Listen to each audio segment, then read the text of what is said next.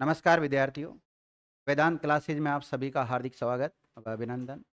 विद्यार्थियों, वाक्य विचार टॉपिक चल रहा है। वाक्य विचार में काफ़ी क्लास हो चुकी है। कोशिश करेंगे अति शीघ्र इसको कंप्लीट करवाने की। हम मुख्य रूप से अभी चल रहे हैं वाक्य के प्रकार। क्या चल रहे हैं? वाक्य के प्रकार चल रहे हैं। वाक्य के प्रकार को हम अलग अलग आधार पर पढ़ते हैं। उसमें से एक आधार रचना के आधार पर, किसके आधार पर? और एक होता है इसी को हम संरचना कह सकते हैं। ये आधार हमने कंप्लीट आपको पढ़ा चुका है, केवल इसका रूप परिवर्तन करना बाकी है। दूसरा होता है एक क्रिया के आधार पर। किसके आधार पर? क्रिया के आधार पर तीन प्रकार के वाक्य होते हैं, कर्तृवाच्य, क्रमवाच्य और भाववाच्य। और रचना के आधार पर भी तीन ही होते हैं। तीन कौन कौन से होते हैं? सरल, संयुक्त और मिश्र वाक्य होते हैं। और एक पढ़ते हैं हम अर्थ के आधार पर। किसके आधार पर? अर्थ के आधार पर। तो लास्ट क्लास में हम जो चर्चा कर रहे थे वो अर्थ के आधार पे वाक्य कौन कौन से होते हैं उसके ऊपर चर्चा कर रहे थे। अलग से मैं लिख देता हूँ इसमें, अर्थ के आधार पे। तो अर्थ के आधार पर देखो वाक्य कौन कौन से होते हैं। एक तो विधान या विधानार्थ का ना, विधान बोधक लिखा था, क्या लिखा था? विधान बोधक वाक्य लिखा होगा आपने। और दूसरा, एक विद्यार्थियों नकारात्मक वाक्य भी होता है जिसे हम निषेध भी कहते हैं। और एक होता है प्रश्न बोधक, एक होता है आज्ञा बोधक, एक होता है इच्छा बोधक, एक होता है विस्मयादि बोधक, एक होता है संदेह और एक होता है संकेत बोधक। ये आठ हो गए, आठ हो गए ना। ये होते हैं। इनमें से हमने कौन कौन सा पढ़ लिया? विधान बोधक लिख लिया, नकारात्मक पढ़ लिया था तो नकारात्मक भी कहते हैं। प्रश्नवाचक हो गया था, आज्ञा बोधक हो गया। आज कौन सा पढ़ोगे? सबसे पहले लिखो विस्मयादि बोधक। कौन सा? विस्मयादि बोधक वाक्य, ये वाला।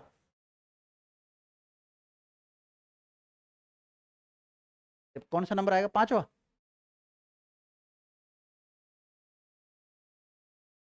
विस्मयादि बोधक। अगर आपने अव्यय पढ़ा विस्मयादि बोधक तो यहाँ तो कोई दिक्कत आने वाली नहीं है। विस्मयादि बोधक वाक्य।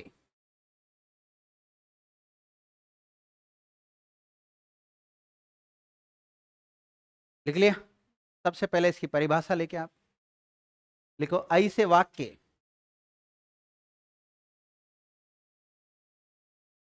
जिनमें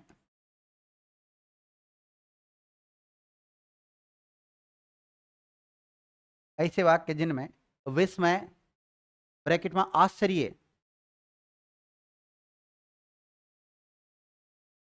शौक, क्रोध है। हाँ, वो आपकी इच्छा है। जैसे विस्मय ब्रैकेट में आश्चर्य बोधक लिख सकते हो ना, आश्चर्य लिख सकते हो ना। क्या लिखा आपने? ऐसे वाक्य जिनसे विस्मय ब्रैकेट में आश्चर्य, कौमा शोक, कौमा क्रोध, कौमा हर्ष, कौमा घृणा, कौमा ईर्ष्या, कौमा तिरस्कार, कौमा खुशी, कौमा संबोधन इत्यादि से संबंधित भाव का बोध होता हो, इत्यादि से संबंधित भाव का बोध होता हो, उन्हें विस्मयादि बोधक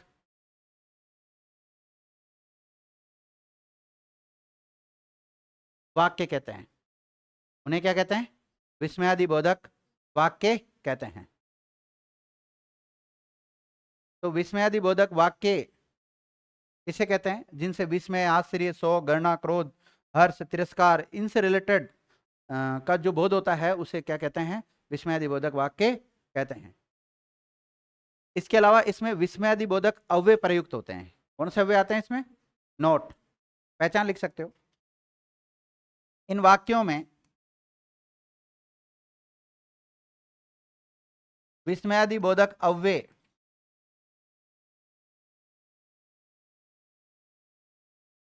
पद भी प्रयुक्त होते हैं, क्योंकि शब्द को ही वाक्य में प्रयोग कर देते तो क्या बोलते हैं? पद। पद भी प्रयुक्त होते हैं।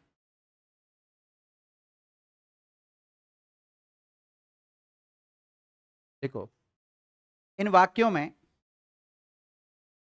ऐसा चिन्ह होता ना, ये इसको क्या बोलते हैं, संबोधन चिन्ह बोलते हैं, और कभी कभी विस्मयादिबोधक चिन्ह कहते हैं। विस्मयादिबोधक चिन्ह इसलिए कहते हैं कि अव्यय के साथ अगर जुड़ा है ये तो विस्मयादिबोधक, और अगर ये चिन्ह किसी संज्ञा शब्द के साथ जुड़ा है तो संबोधन चिन्ह कहते हैं इसको। तो ऐसा चिन्ह आएगा इस वाक्य में, और कभी ध्यान रखना ये शुरुआत में आता है तो कभी लास्ट में आता है, और अगर अव्यय के तुरंत बाद आएगा तो कहाँ आएगा, ये शुरुआत में आता है। लिखिएगा इन वाक्यों में, इन वाक्यों में विस्मयादिबोधक चिन्ह ब्रैकेट में संबोधन चिन्ह का प्रयोग भी होता है, लेकिन कभी कभी इस चिन्ह के स्थान पर, इस चिन्ह के स्थान पर अल्प विराम, जिसे हम कोमा कहते हैं ना, अल्प विराम ब्रैकेट में कोमा का प्रयोग भी होता है। देखो विस्मयादिबोधक जो वाक्य होंगे ना, उनमें विस्मयादिबोधक चिन्ह आएगा जिसे हम संबोधन चिन्ह भी कहते हैं, लेकिन कभी कभी ये चिन्ह नहीं आकर इसके स्थान पर कौन सा आ जाता है, अल्प विराम चिन्ह आ जाता है, जिसे हम इंग्लिश में कहते हैं कॉमा। क्या कहते हैं, कॉमा। जैसे हम लिखते हैं ना राम श्याम, ये क्या लगाया हमने, ये कोमा ही तो लगाया, और इसी को भी बोलते हैं अल्प विराम। क्या बोलते हैं इसको, अल्प विराम बोलते हैं। और ऐसा जो चिन्ह लगाते हैं ये वाला, इसको बोलते हैं विस्मयादिबोधक चिन्ह या फिर संबोधन चिन्ह। लेकिन जब हम विस्मयादिबोधक वाक्य पढ़ रहे हैं तो यहाँ पर इस चिन्ह को किससे इंगित करेंगे, हम विस्मयादिबोधक चिन्ह से इंगित करेंगे, ध्यान रखना। उदाहरण लिखो, हाय, ये वाला हाय कितनी, क्या है, गर्मी की सर्दी, बोलो, गर्मी है, हाय कितनी गर्मी है। अब देखो इसकी जगह पे ऐसा भी आ सकता है, हाय कोमा कितनी गर्मी है, दोनों राइट है। देखो, अरे आप पास हो गए, आश्चर्य हुआ ना, अरे, ये चिन्ह लगाना अरे के बाद में, अरे आप पास हो गए।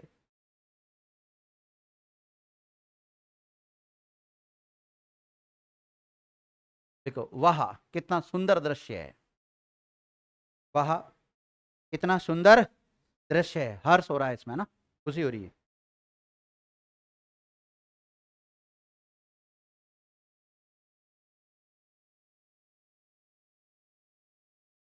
लिखो वाह आपने तो कमाल कर दिया, वाह आपने तो कमाल कर दिया।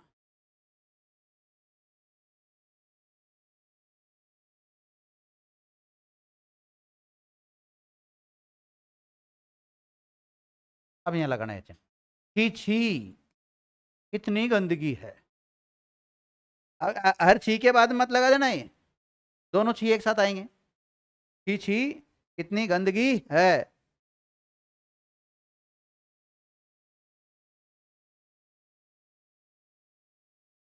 लिख लिया।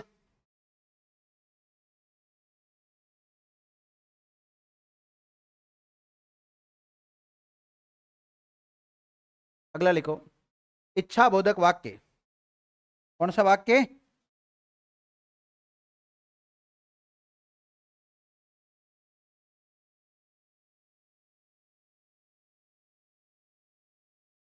इच्छा बोधक वाक्य।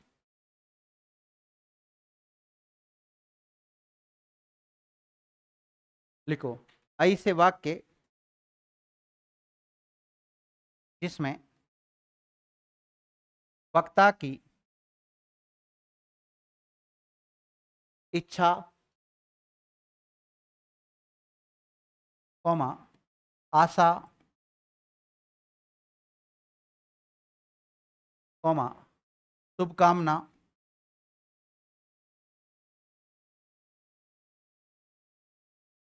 कौमा अभिशाप, कॉमा साप, कॉमा आशीर्वाद,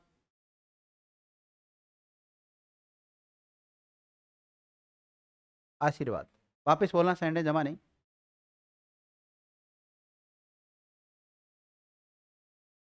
इत्यादि भाव अभिव्यक्त होते हो,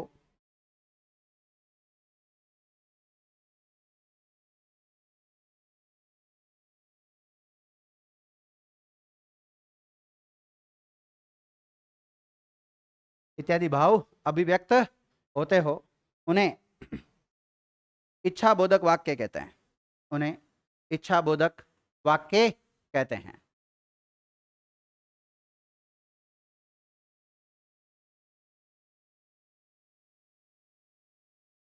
लिखो उदाहरण,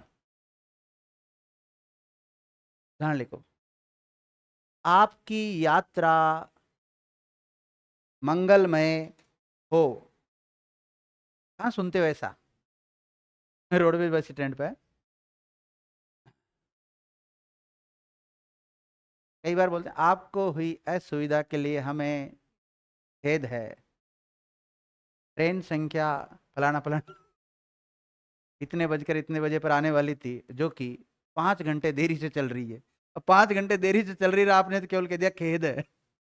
जो वहाँ यात्रीगण बैठे हुए उनको पूछो क्या हालत हो रही उनकी। 5 घंटे में तो उनके गंतव्य स्थान पहुंच जाते वो। क्या लिखा आपने इसमें? क्या है इसका मतलब? शुभकामनाएं दी जा रही है ना। लिखो आपको जन्म दिवस की हार्दिक शुभकामनाएं। आपको जन्म दिवस की हार्दिक शुभकामनाएं।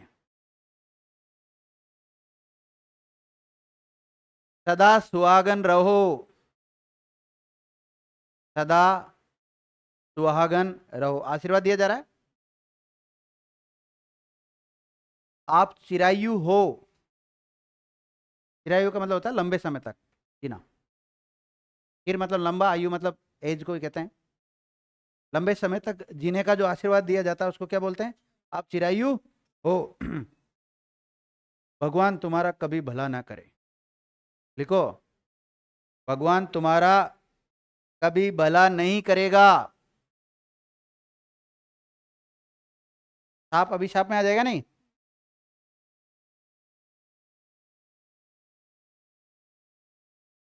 तुम जहां भी रहो खुश रहो, मस्त रहो, चुस्त रहो। देखो तुम जहां भी रहो खुश रहो।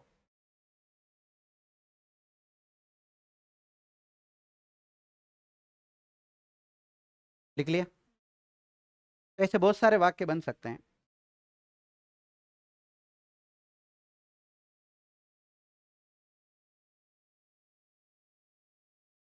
संदेह वाला लिख लो पहले, संदेह बोधक।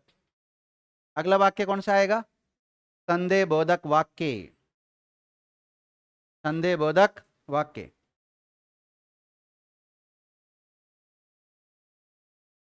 देखिए विद्यार्थियों, जब आपने कभी काल पढ़ा होगा तो काल 3 टाइप के होते हैं। एक तो भूतकाल होता है, एक वर्तमान काल होता है, और एक भविष्य काल होता है। भविष्य काल के जब भेद पढ़ते हैं तो उसमें एक संभाव्य आता है, संभाव्य भविष्य काल। और वर्तमान में आता है संदिग्ध। वर्तमान में कौन सा आता है? और भूतकाल में भी कौन सा आता है? संदिग्ध। आता कि नहीं आता? तो इस संदिग्ध के उदाहरण, इस संदिग्ध के उदाहरण और इस संभाव्य के सारे उदाहरण किसमें चल जाएंगे विद्यार्थियों? संदेह बोधक। यानी कि ऐसे वाक्य जिनसे संदेह या संभावना का बोध होता हो उसको क्या कहते हैं? संदेह बोधक कहते हैं। लिखिएगा, ऐसे वाक्य जिनसे संदेह ब्रैकेट में संभावना का बोध होता हो उन्हें संदेह बोधक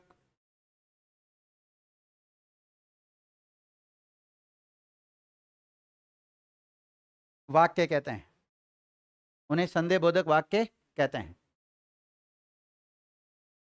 लिखो इन वाक्यों की क्रिया, नोट, इन वाक्य की क्रिया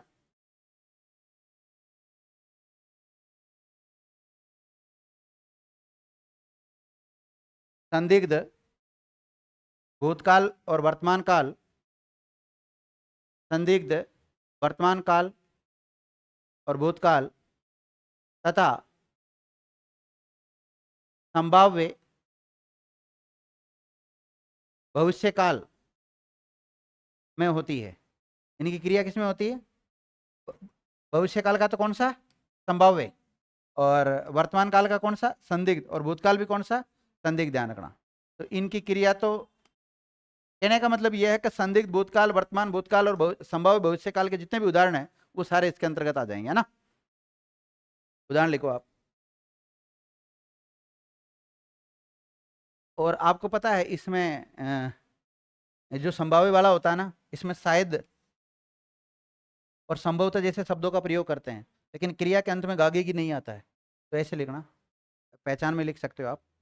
अ, वाक्य में शायद और संभवतः, वाक्य में शायद और संभवतः जैसे शब्द प्रयुक्त होते हैं और ऐसी स्थिति में, जब शायद और संभवतः आ जाते हैं तब, और ऐसी स्थिति में क्रिया के अंत में गागेगी नहीं आएगा, गागेगी नहीं आएगा। जब भी किसी वाक्य में शायद और संभवतः लग जाए ना, देखो शायद और संभवतः आने वाले समय के लिए लगता है। संभवतः आज पानी आए, तो ऐसा नहीं संभवतः आज पानी आएगा, ये नहीं लिखना। वाक्य क्या बनेगा? संभवतः आज पानी आए। नल नल आने के लिए बोलते हैं ना हम, पानी। पिताजी आए, ऐसे ऐसे बोलते हैं। संभवतः आज पिताजी आएंगे, ये नहीं बोलना। संभवतः आज पिताजी आए। संभवतः आज बारिश होगी, ये नहीं। संभवतः आज बारिश हो। लिखो उदाहरण। शायद आज रमेश आ जाए, आ जाएगा नहीं। शायद आज रमेश आ जाए।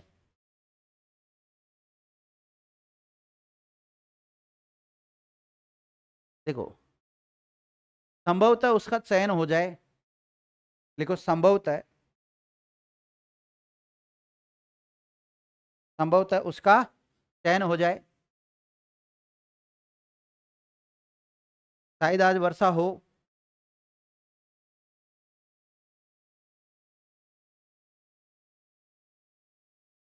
देखो अब तक सुरेश चला गया होगा, तो सामान्य भूतकाल में अगर होगा, होगी, होगे जुड़ा रहता है तो संदिग्ध भूतकाल होती कि नहीं होती वो? क्या लिखा आपने? अब तक रमेश चला गया होगा, चला गया होगा। मैंने जब कहा, एक मिनट एक मिनट, क्या लिखा आपने? नहीं, अभी वाक्य क्या लिखा आपने? हाँ, तो इसमें शायद और संभवतः कहाँ लिखा आपने? जब शायद और संभवतः नहीं लिखोगे तब तो गागे की जोड़ सकते हो ना। और ये भूतकाल की बात कर रहा है, भविष्यकाल की बात थोड़ी कर रहा है। ये भविष्यकाल में आते हैं वो शायद और संभवतः, बीते हुए समय की बात कर रहे हैं। आप टेंस पे जाओ, सॉरी क्रिया टॉपिक पे चले जाओ। क्रिया में काल के आधार पर जो मैंने पढ़ाया ना, वो देख लो आप। बिल्कुल भी गलत नहीं लिखा रहा हूँ, सही लिखा रहा हूँ। लिखो उसने पुस्तक पढ़ी होगी, उसने पुस्तक पढ़ी होगी। अब बताओ, उसने पुस्तक पढ़ी होगी, हम भूतकाल की बात कर रहे हैं, वर्तमान काल की बात कर रहे हैं, भविष्य काल की बात कर रहे हैं? भूत की बात कर रहे हैं। उसने पुस्तक पढ़ी होगी, बीते हुए समय की बात कर रहे हैं हम। और बीते हुए समय में जब भूतकाल में आएगा और जब उसके क्रिया के अंत में क्या आएगा? होगा, होगी, होंगे। लिखो वह पुस्तक पढ़ रहा होगा, वह पुस्तक पढ़ रहा होगा। रहा होगा, रही होगी, रहे होंगे, ता होगा, ती होगी, ते होंगे, किसमें आता है? वर्तमान में। लिखो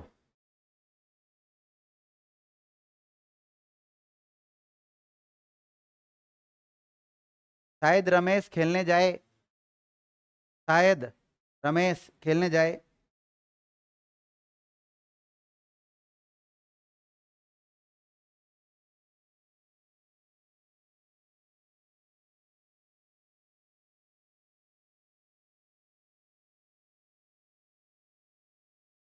लिख लिया? तो ये अर्थ के आधार पर जो 8 वाक्य होते हैं, ये अपने कंप्लीट नहीं हुए, एक बचा है बस। कौन सा बच गया? संकेत बोधक। लिख लो लास्ट, अंतिम।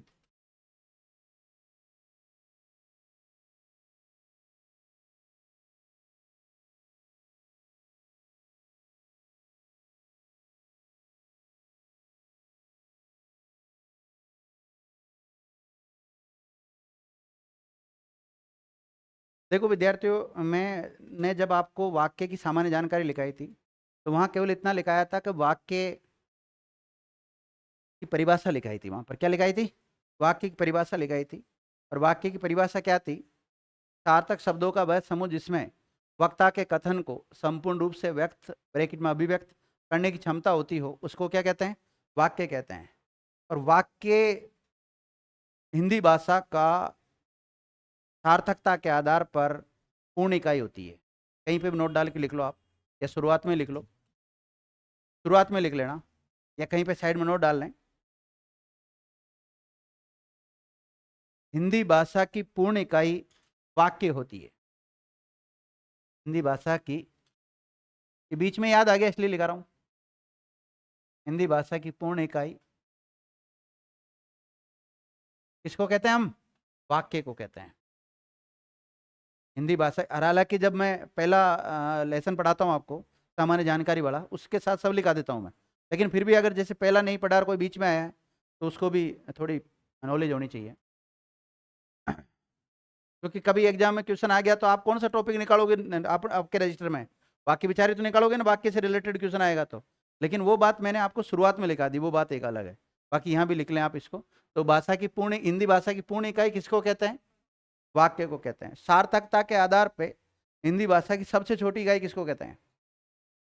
सार्थकता के आधार पे शब्द को कहते हैं। किसको कहते हैं? शब्द को कहते हैं। वो लिखा दिया मैंने, अभी यहाँ नहीं लिखना अपने को इतना ज्यादा। अब वापिस आ जाओ अपने संकेत बोधक वाक्य पर। अब इसको संकेत बोधक बोलो, चाहे संकेत वाचक बोलो, बात एक ही है। या इसको संकेतार्थक बोलो, बात एक ही है। ठीक है ना? कोई सा भी नाम एग्जामिनर आपको दे सकता है, घबराना नहीं इसको देखकर। देखिए इसमें दो तीन बिंदुओं का ध्यान रखना आपको कि संकेत बोधक का कैसे पता करेंगे हम। संकेत मिल रहा है इसमें, क्या मिल रहा है? संकेत। एक क्रिया का संपन्न होना दूसरी क्रिया को संकेत देता है। या फिर हम ऐसे कह सकते हैं, एक क्रिया का संपन्न होना दूसरी क्रिया का कारण बनता है, अर्थात दूसरी क्रिया को क्या देता है? वो संकेत देता है, इसलिए उसको संकेत बोधक कह देते हैं। या फिर भी समझ में नहीं आए तो आपने क्रिया टॉपिक पढ़ा होगा, और क्रिया में हेतु हेतु मद भूतकालिक क्रिया पढ़ी होगी, और एक पढ़ी होगी हेतु हेतु मद भविष्यकालिक क्रिया। इनकी पहचान ये थी, मैंने लिखा था आपको इसमें, यदि तो का प्रयोग होता है। किसका प्रयोग होता है? यदि तो का प्रयोग होता है। इसकी पहचान ये थी कि क्रिया के अंत में तातेती आता है। क्या आता है? तातेती। और इसकी पहचान ये थी कि क्रिया के अंत में गागेगी आता है। क्या आता है? गागेगी। तो जो भी आप संकेत बोधक के वाक्य देखेंगे उसमें क्रिया के अंत में या तो तातेती आएगा, नहीं तो क्या आएगा? गागेगी आएगा, क्योंकि इसमें भूतकाल और भविष्यकाल दोनों के सेंटेंस आएंगे इसमें। ठीक है? और वाक्य में आपको मुख्य रूप से क्या मिलेगा? यदि तो। और यदि तो भी नहीं मिलता है तो भी उस वाक्य में एक क्रिया, दो क्रियाएं आएगी। क्या आएगी? या एक से अधिक क्रियाएं आएगी, और उसमें एक क्रिया का संपन्न होना दूसरी क्रिया का क्या बनेगा? कारण बनेगा। ध्यान। तो बहुत सारी पहचान है इसको पकड़ करने की, तो लिखो आप इसके बारे में। जब किसी वाक्य में, जब किसी वाक्य में एक क्रिया का संपन्न होना, एक क्रिया का संपन्न होना दूसरी क्रिया पर निर्भर होता हो, दूसरी क्रिया पर निर्भर होता हो,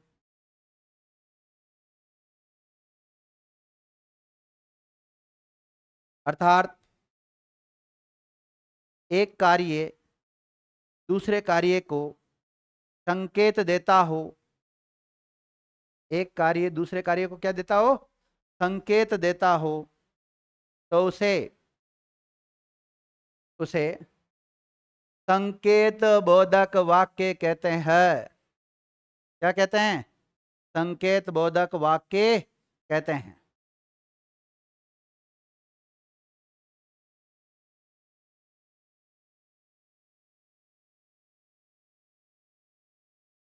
पहचान लिखो आप।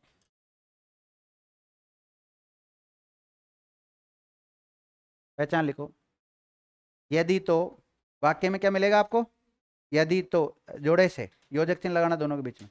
यदि तो, जब तब, जहां वहां, जितना उतना, जितना उतना, जैसा वैसा, जैसा वैसा। लिख लिया विद्यार्थियों? नोट। देखो, हेतु हेतु मद भूतकालिक क्रिया के उदाहरण और हेतु हेतु मद भविष्यकालिक क्रिया के उदाहरण इसके अंतर्गत आएंगे। लिखिएगा, हेतु हेतु मद भूतकालिक क्रिया, हेतु हेतु मद भूतकालिक क्रिया तथा हेतु हेतु मद भविष्यकालिक क्रिया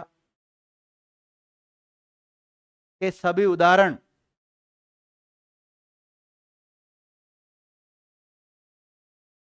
इसके अंतर्गत आएंगे। मतलब हेतु हेतु मद के जितने भी उदाहरण है ना, वो सारे उदाहरण इसके अंतर्गत आएंगे। किसके अंतर्गत? संकेत बोधक वाक्यों के अंतर्गत। अब देखो, क्रिया जो टॉपिक है ना, वो तो शब्द स्तर का टॉपिक है। वो तो किस स्तर का है? शब्द स्तर का है। और यहाँ तो पूरा वाक्य दिया गया है। तो लेकिन क्रिया वाक्य का एक आवश्यक अंग होता है, ध्यान रखना। क्रिया भी, क्रिया के बिना वाक्य अधूरा होता है। आप बिना कार्य किए हुए कोई वाक्य संपन्न कर दोगे क्या? नहीं होगा ना। वाक्य वाक्य अधूरा ही रहेगा फिर वो।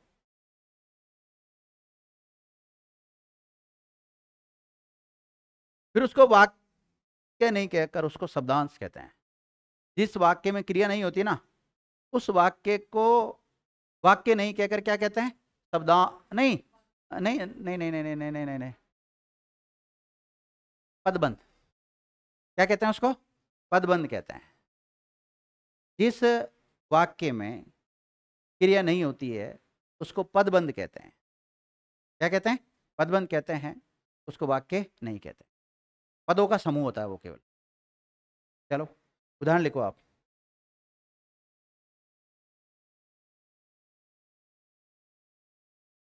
देखो, मैंने आपको बताया है। कहाँ गया रे वो?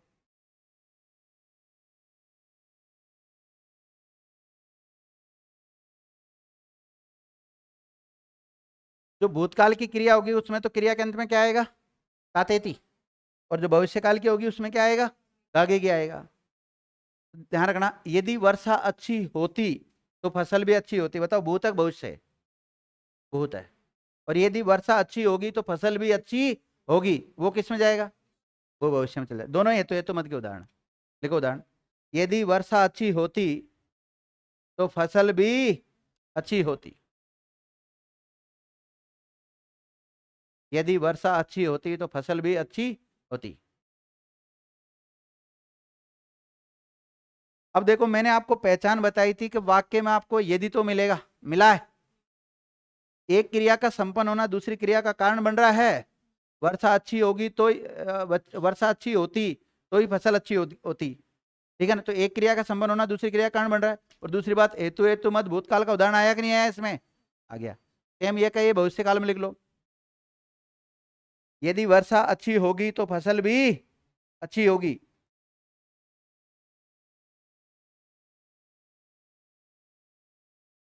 अब एग्जामिनर क्या करता है? बच्चों ने रट लिया, वाक्य में क्या मिलेगा? यदि तो। क्या मिलेगा? यदि तो। अब वो कभी कभी यदि को खा जाता है। किसको खा जाता है? यदि को। ये क्या, ये वाक्य जैसे वर्षा अच्छी होती तो फसल भी अच्छी होती, तो लिख दिया उसने, लेकिन यदि को खा गया। वो खा सकता है, उसका अधिकार है वो। लेकिन यहाँ पे वाक्य तो मानना पड़ेगा ना उसको हमें। संकेत बोधक में ही मानेंगे ना उसको। तो लिखो, वर्षा अच्छी होती तो फसल भी अच्छी होती। अब यदि गायब कर दिया तीसरे वाक्य में हमने। लिखो, बिजली आती तो कुछ दिखाई देता। लाइट को बोलते हैं ना, बिजली आती तो कुछ दिखाई देता। अब देखो शुरुआत वाक्य में यदि आना चाहिए था, वैसे तो हमने जो पहचान बताई उनके अनुसार तो क्या आना चाहिए, यदि। लिख लिया। देखो नौकरी मिल जाती तो छोकरी मिल जाती। लिखो नौकरी मिल जाती तो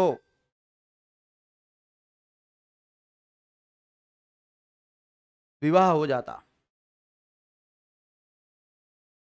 नौकरी मिल जाती तो विवाह हो जाता, शादी हो जाती।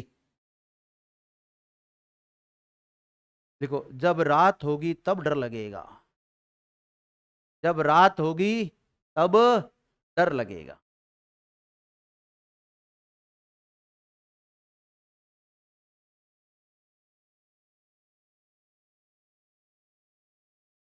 लिखो यदि आप उपस्थित होते तो इतनी मुसीबत न आती।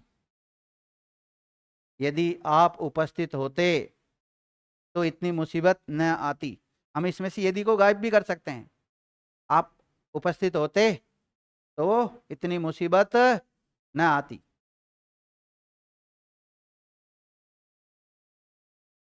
जहां चाहा वहां रहा, तो जहां वहां आ गया ना। ठीक है विद्यार्थी, इस प्रकार ये जो अर्थ के आधार पे 8 वाक्य होते हैं, 8 के 8 हमने पढ़ लिए। हो गया ना अर्थ के आधार। तो देखो रचना के आधार पे हो गया, क्रिया के आधार पे हो गया, अर्थ के आधार पे हो गया। तो इस क्लास को तो अभी यहीं विराम देते हैं, अगली क्लास में फिर चर्चा करते हैं। धन्यवाद।